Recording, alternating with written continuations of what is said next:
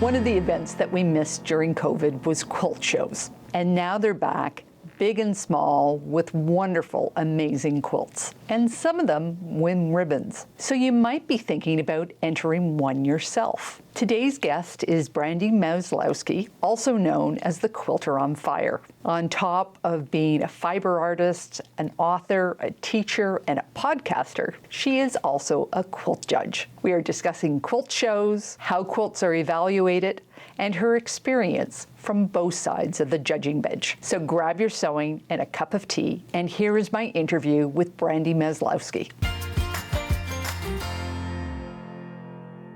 Thank you, Brandy, for being on the show. I understand you're coming to us from BC. Whereabouts exactly? I live in Summerland, BC, Canada. It's the Okanagan, so it's about 4 hours inland from Vancouver. And a lot of people say that's that's heaven on earth, the Okanagan Valley. It is it's one of the most temperate climates in Canada, and our winters are we feel like they're non-existent because we lived in Winnipeg for 40 years before we moved here. So my husband shovels snow in his shorts sometimes, and we have a lot of fun. It's just so beautiful. We often just go outside and play instead of doing any work around the house because it's just the weather's so wonderful. So we love it here. Are you originally from Winnipeg? Yeah, we lived in Winnipeg for the first 40 years of our life. We've always lived there. We didn't really know any different until we moved away. But we do actually really love Winnipeg. We miss the culture and the food, the restaurants, and of course our family. Yeah, we do like the outdoor adventure where we live now. My son has just moved to Squamish, and I'm not sure if he's ever coming home. Oh, it's beautiful there. If you're a rock climber, that's the place to be. All BC. BC is just beautiful compared to here. How did you come to quilting? Oh, it's been such a long journey. Over 30 years I've been quilting. And I started off, my initial stitches were as a child, 11, 12 years old. I had a flea market across the back lane. I went over there to, shop with no money, check it all out as an 11, 12-year-old. I really fell in love with this one table that had Cabbage Patch Kid clothing. And this gal was hand stitching, and she saw me milling around, and she ended up just getting me to sit on a seat and stitch beside her. And she taught me how to make a little shirt for my Cabbage Patch Kid. And although that's not quilting, it really got me on that stitching, sewing path. And I got a job in my late teens at a place called Crafts Canada. And I was the sample maker, which was the best job on earth because I got to make samples, sit in the lunchroom and make samples all day long while I worked. But eventually I graduated to the fabric cutting table, which is a big deal. You're not allowed to cut fabric unless you know what you're doing. And that's where I fell in love with fabric. And at this point, I hadn't stitched anything on a sewing machine, but a friend of mine came and said to me one day, you're kind of crafty. Can you make a quilt for my grandmother, or my great grandmother, I think it was, and she was turning 80. And I was like, oh yeah, of course I can make a quilt. Not knowing anything about quilting. It took me so long to make this quilt and figure it out. I had no idea there were fabric patterns. I had no idea there were quilt shops. I just kind of winged it. It was a photo quilt with lace and all these crazy things. I pulled it off at the 11th hour and ran into this birthday party. And when I saw the look on her face, giving her this quilt with photos on it, and she hung it on the wall immediately, and she was just so overjoyed. I was absolutely hooked on the craft, the art of quilting. I just was hooked. I just loved it. So were there any makers in your background? Your mother, your aunts, cousins, father? Well, my mom self-admittedly doesn't have a crafty bone in her body, although she's very creative. But my great-grandmother is the one in my family who was a quilter. And it was years after I actually started quilting that I realized these quilts were floating around my family. And I started gathering them all up, and I realized my great-grandmother was an amazing quilter. She used flour sacks and things like leftover fabric from clothes that were worn out. And she really, was kind of a scrappy quilter of used items in the home. And I have all these quilts today. I ended up curating a show in Manitoba, inviting quilters to bring in quilts from family members past. And it was an incredible show. So it was delightful to see my entire family come in and see all of these quilts from past generations. Now, you have migrated into fiber arts, haven't you? Yeah, I really was a traditional quilter starting off as I learned. And within the first 5 years, I was getting into fiber art, textile art. I'm such an artsy fartsy person. I didn't ever want to use pins. I wanted to just go ahead and stitch and sew and improv and do whatever I wanted to do. So I was always quite artsy from the beginning. I broke all the rules before I even knew what the rules were. And then eventually I decided to take a beginner quilting class from a friend and mentor of mine, Wanda Steiner, who's a quilt judge in Canada. And she taught me precision piecing, precision cutting. My world just opened. If you've never taken a beginner class that teaches you those very basics, I recommend you do it, because that took me from never wanting to even touch a pin to pinning first. And then, it just changed my whole mindset, and it really got me into creating a really good quality piece of art and having the artful component as more secondary. So I really recommend you take a beginner course, even if you're 20 years in. If you've never done that, learn the fundamentals and then break the rules. That's sort of the way I like to go about it. I think I quilted about 4 years before I took that precision class, and I felt the same way. It was just a total game changer. Suddenly I had a whole different outlook on quilting. And though I don't say, that precision is my thing, it has influenced everything I've done since. Yeah, and I think it's so important to, go from just trying to figure it out on your own and having those frustrations in the back of your mind that everything doesn't just line up perfectly, to taking a course like that. And you'll sort of get these little light bulb moments like, I could have nested those seams. I could have pinned that a little better. I wouldn't have ever had to pull out my seam ripper. It really does give you peace of mind, and you can just make your project much more quickly, and you're doing less backtracking. So it's really good to take a course like that. And flipping over your work and finding the pin, like the points line up, I mean, that never gets old. I know, it's so great. It really is great. Now, you mentioned that your mentor was a quilt judge. Is that the beginning of your quilt judge journey, or did that come later? Yeah, I think, the reason why I am so involved in quilt judging now is because Wanda showed me that you don't just learn something and then you're done. It's like a lifelong journey. So I'm really into lifelong learning. And it's about, for me, the whole path from crazy fabric artist to quilt judge was about being mentored by an amazing person or a whole group of amazing people, and then becoming the best quilter I can be. And then in the end, kind of coming full circle and being able to mentor others as they start to grow. So for me, quilt judging is all about education and mentorship. And it's not about being judgy and telling someone what they're doing wrong. It's about lifting them up and making them, move to a path of being a better quilter. So that's what it's about for me. So what would you say that the number one mistake or misconception that people have about quilt judges or a quilt being judged?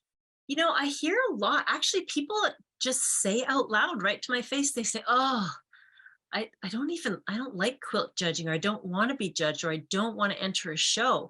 And for me, I talk to them about the educational aspect of it, but really it's just a growth opportunity. It's like entering something in a magazine, to put it more simply. Let's say you want to put your quilt in a magazine.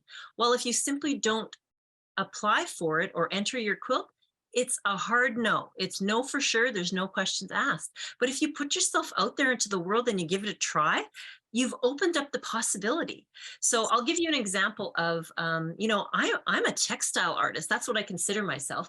And over the last few years, I've really gotten into modern quilting. So I entered my first quilt in a modern show. And in fact, that was the first quilt I ever entered in a show, because I'm a textile artist and I put my work in galleries or coffee shops. So I entered QuiltCon and I got my quilt into QuiltCon. I couldn't believe it. I thought there'd been a mistake. I didn't know what was going on. I had collaborated with someone to do the long arm quilting, so it was a joint project, but I got the quilt in, and I never would have done that if I hadn't just given it a try. That quilt top sat on my shelf for 4 years. I was too afraid to quilt it because I don't have a long arm. I thought I needed a long arm, and it's a bigger quilt than I ever do. And I just thought, you know what? I'm talking to people about be brave, try things out. I've got to get this quilt quilted and get it into QuiltCon. Well, you know what happened at QuiltCon? I got an email while I was at QuiltCon, and that email said, the big fib is everything. It was full of compliments about my quilt. And my quilt ended up selling to a collector, and it was the most wonderful thing that I could have ever imagined. And then fast forward to this year, I entered a quilt again, and it didn't get in. But you know what? I still have the joy of completing that project. I got it in a magazine, which was amazing. It didn't get into QuiltCon, but I'm still going, and I'm going to enjoy the show, and it doesn't matter. It's all about learning that the process is much more important than the actual result. So like I said earlier, judging is about a quilt growth opportunity for you, not just the end result. So if a person wanted to enter their quilt in a show, what is your best advice to put the best foot forward? Well, I'm very familiar with the judging process of QuiltCon. Let's use that as an example. So I would say one of the most important things about getting your quilt into a quilt show is good photography. You want to make sure that your quilt is photographed well, because you have to get past the jurying process first. So in a jurying process, they could have between 3 to 5 people who are all going to be looking at your quilt virtually. So the photograph has to be amazing. If you're left to your own devices and you have to photograph it yourself and you're not going to go hire someone, I recommend that you tape it up to your garage on a sunny day and do it outside, because that's the best lighting you'll ever find. Unless you have a huge spot on your wall and you can light it from multiple angles, I recommend that you photograph it outside. So that's the one big tip I would say if you're trying to enter a show. Get some great photography.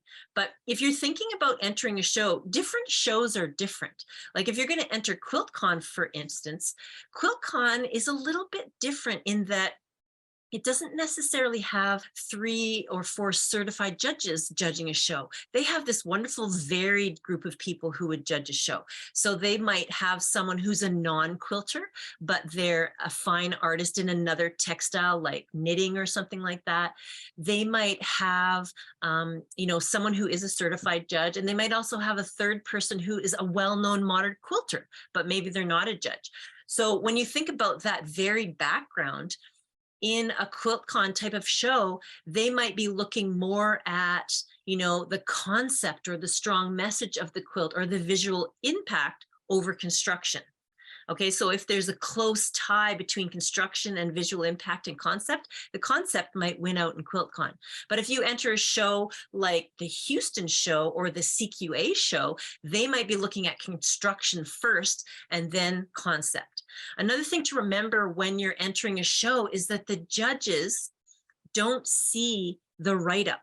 They don't know what the concept is. So they're just looking at it and they're trying to get a message from it. They're getting a visual impact, but they're not reading it. They get certain bits of information, but they don't quite get all of it. So they'll see the image if they're a juror. They'll see the actual quilt if they're the judge.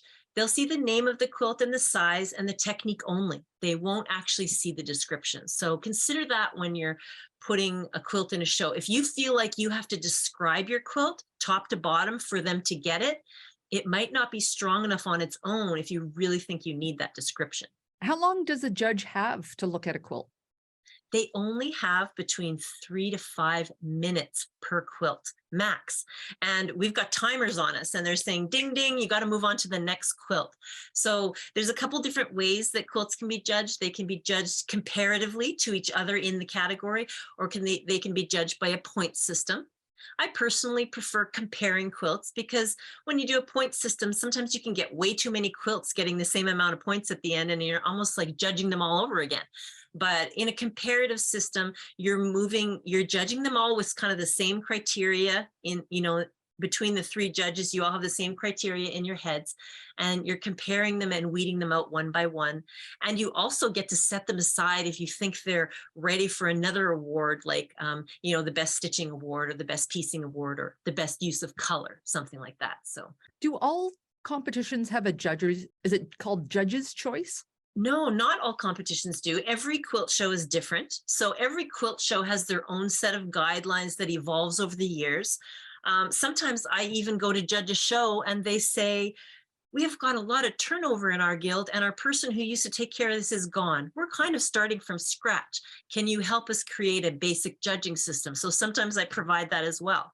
So every single quilt show is completely different. Some quilt shows hand you the entire judging categories and rules and everything a month in advance, so you can study them and know what's going on.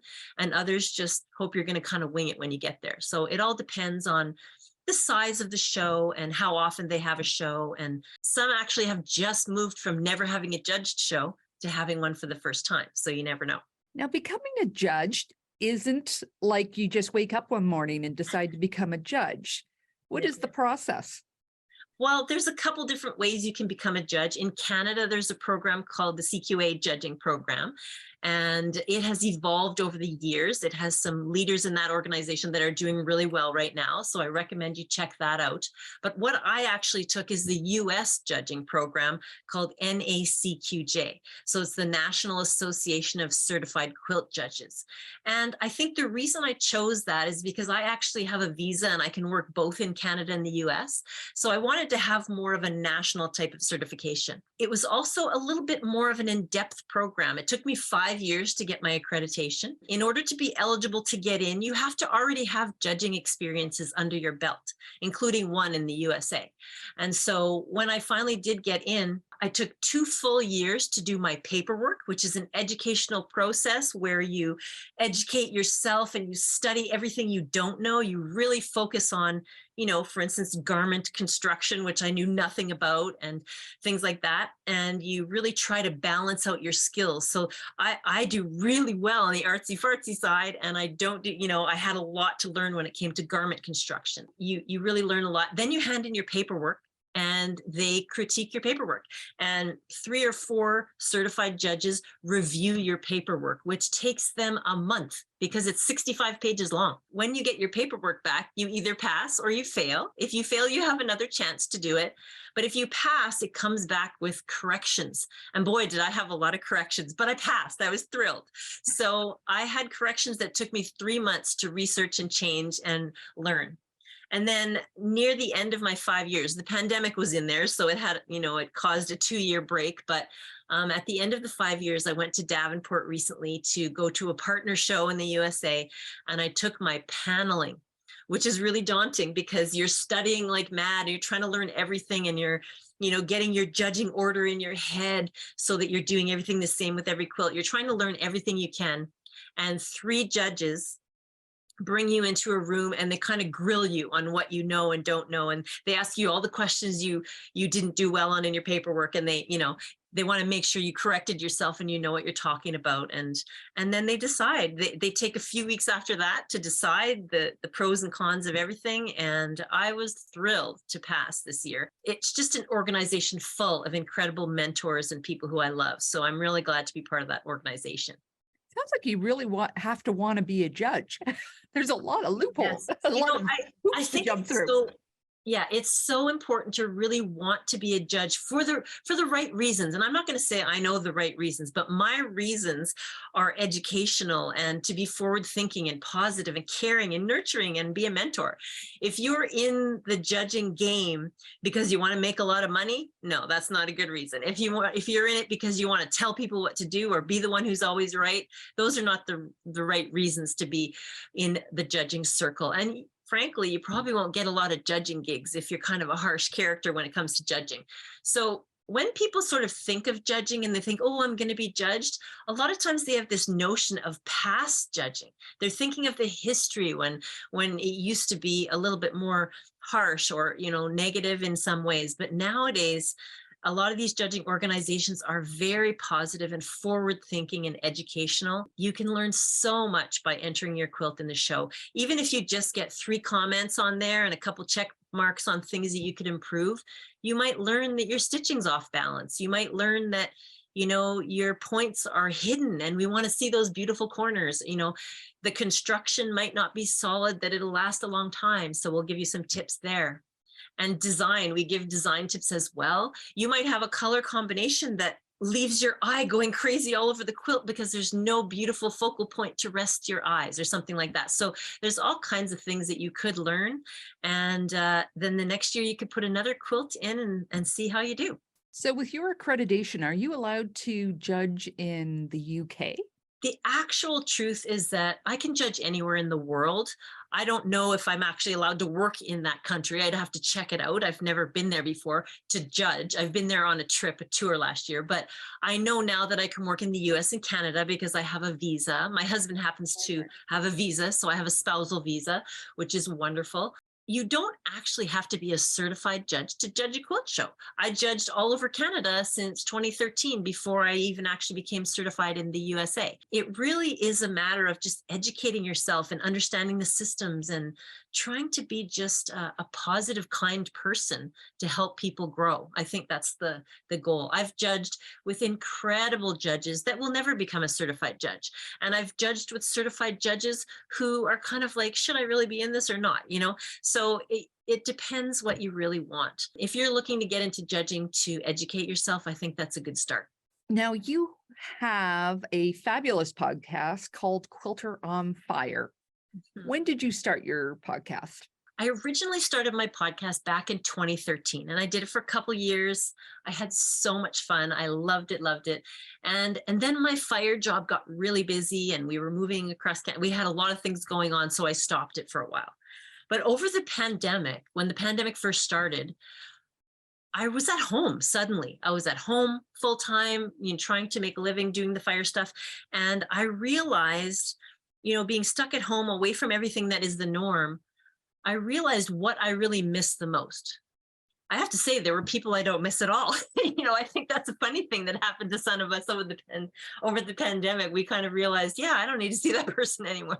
But the positive side of things is that you realize who you miss the most, who lifts you up, who to surround yourself with, and what you missed. So over the pandemic, I really found that I missed my podcast. I missed my own personal private practice of stitching because I had let that go by the wayside because I was doing so much businessy stuff. And I really missed teaching and speaking. So I jumped on the Zoom bandwagon immediately and started teaching and speaking on Zoom. And I started up my podcast again. And now the second time around, I'm almost at episode 100. January 3rd is going to be my 100th episode. And I have met the most amazing people. You never know, you have this vision of what someone is like because they're famous in the quilting world and you think that they're a certain way. And then you meet them in person and they're a regular person like you, or you meet someone who's a mom who's perhaps not famous at all, but she turns out to be one of the best podcast guests you've ever had because she made a coat of many colors for her little 3-year-old.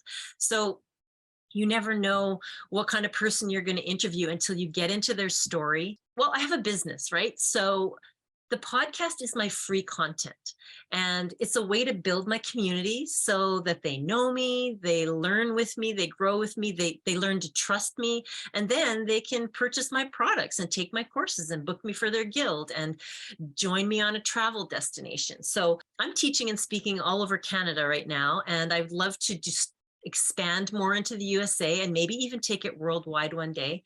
And especially Australia, like you mentioned, Australia, I'd love to teach in Australia or speak in Australia because I got married there 25 years ago.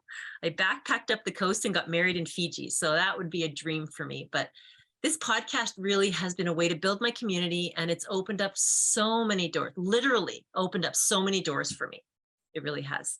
You've mentioned several times about your fire job. Are Yes. you a firefighter? Yes, I was a full service firefighter in Winnipeg, Manitoba for 15 years. And for the first 5 years, I was on the fire trucks working, like any other firefighter in the fire situations. And then after 5 years, I'd seen so much trauma and devastation that I moved into the public education branch, which I loved. You can see that I love to speak and, that kind of thing, but I loved public speaking. I loved teaching children and seniors and everyone. I liked to prevent the trauma that I was seeing firsthand on the fire calls. And I was so affected by those fire calls that it was really kind of haunting me. So I wanted to get out of that and do the public education thing. And that's where I really flourished. within 5 years on that job, I was already a lieutenant, which is rare for a female firefighter, especially. I was one of the youngest female lieutenants on the job. And I just really flourished. I planned their fire prevention week campaigns every year. I worked really hard on their youth fire stop program. I just really, really enjoyed that career. After 15 years, I kind of found that it was really crushing my spirit, because not only did I witness all that trauma, but I was working with difficult people in some areas. And we ended up just deciding that we wanted to move across Canada. And I kind of escaped that situation. It was the best thing I've ever done. My husband and I started a new life out here in BC, and we've just never looked back. We absolutely love where we've gone and what we're doing now. So are you still involved in the fire prevention universe?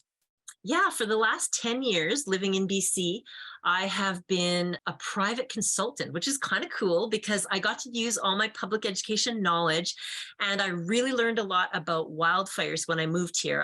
I just took courses and became a Fire Smart representative, and I taught people to keep their properties safe from wildfire. So that's what I did for a living here.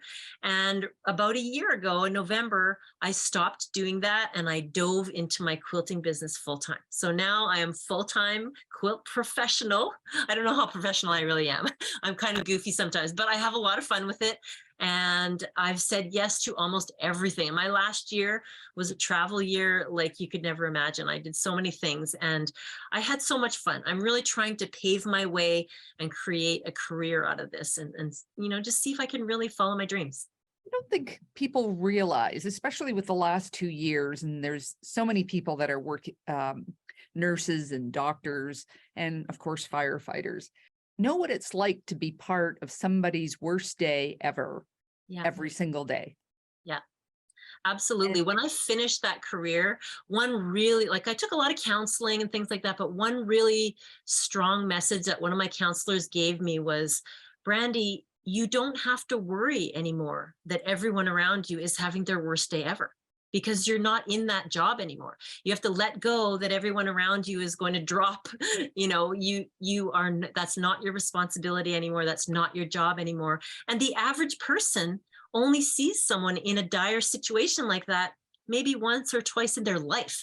So it's very unlikely that I'll see that anymore, but I was going around constantly thinking everyone was going to die around me. And it's a hard life to live that kind of life. And so surrounding myself with counseling and books and an incredible circle of friends and quilters and people who lift me up has really been my saving grace. And quilting has been my healing for 30 years. I've been using quilting. Before I even knew that I was suffering from some trauma related things, I was already quilting. And, one counselor told me one time, you've been quilting for a decade already. That has been what has been helping you, because it's methodical. It calms your mind and it does your body good. It just really does. Tell me about your textile tours. Where are you taking people? I'm having so much fun. Oh my gosh. I've been doing a couple of cruises, so those are super fun. I'm doing a cruise in May with Stitch in Heaven quilt shop in Texas. So that's sort of, it's a different beast than a textile tour, but the cruise is fun. You get on the cruise, you make a project and you visit all the little places in the Caribbean. So that is a lot of fun. But the textile tours, I got connected with this company called Opulent Quilt Journeys. So you can go to that website, search Brandy, you'll find everything I'm doing. But the first one we did was last year, and it was England. It was a tour of England and Wales, and it was so fun. We did the Cotswolds, we did Wales, we did Caerphilly Castle, we did all these wonderful things in England and Wales, London, the V&A, all these famous places for 10 days. And then we ended in the Festival of Quilts, Birmingham, which is an incredible show. I can't even tell you how much fun I had. I got to meet people that I've only seen on Instagram or, followed. I just binge listened to the Great British Quilting podcast. And I had so much fun meeting all those people who were on the podcast, like Joe Avery, Sarah Ashford did that podcast. And I got to meet Nick Ball and Chris English, all these wonderful UK creators. And one little tidbit about that show that is just really, I think it's really forward thinking and cool, is that if you enter the show, you're in the show. There's no jury. Every quilt is in the show. So if you think about it, that could be good and bad things. You're going to have every quilt in the shows. Some quilts might be of different calibers, but Chris English had a quilt in the show that had a really strong political message. And you don't necessarily see that in Canada or the USA. You don't always see those really hardcore messages about a politician or different things like that. You'll see quilts that someone has tried to just stitch together fabric for the first time. And you can see that they're such a beginner and they're just starting their passion. And then you see quilts that are just blowing your mind because you can't believe the talent and technical ability and that kind of thing. So it was really cool to see a quilt show where there's no jurying going on at all. So that was kind of neat. I just went to my first quilt show in a long time. It was put on by York Heritage in Toronto, and it was so nice to see quilts hanging again. I'm really excited for QuiltCon. Yeah. Oh, good. I'm so glad you're going. I'm going to go there too, so I'll be able to see you again. I have helped organize a gathering for Canadian quilters at QuiltCon a couple of times, and we need to get that going again. I know people aren't on Facebook and Instagram the way that they used to, and we used to, despite spreading it as much as you could, there were still Canadians that didn't know that it was happening, but and then people are taking classes and things like that. But I hope we can do a gathering. That was fun last time. Oh yeah, I would love to be a part of that. I'll be there for sure. Well, if people want to get a hold of you, how do they get a hold of you? You can find me everywhere online as the Quilter on Fire, Instagram, Facebook, Twitter, TikTok, everywhere. And of course, you can find the podcast on my website or any app that you have that does podcasting, Apple Podcasts, Google, everywhere. Just look for Quilter on Fire and you'll find me. If you really want to keep up to date on what's happening in my world, get on the newsletter. That's where you'll get all the links to the prize giveaways every week and all those goodies. So make sure you get on that newsletter and then you'll be top of my game. Excellent. Well, thank you so much for being on the show today. It's been wonderful catching up with you and sharing all your knowledge about quilt judging and everything. Oh, it's been an absolute pleasure, Karen. Thank you so much for having me.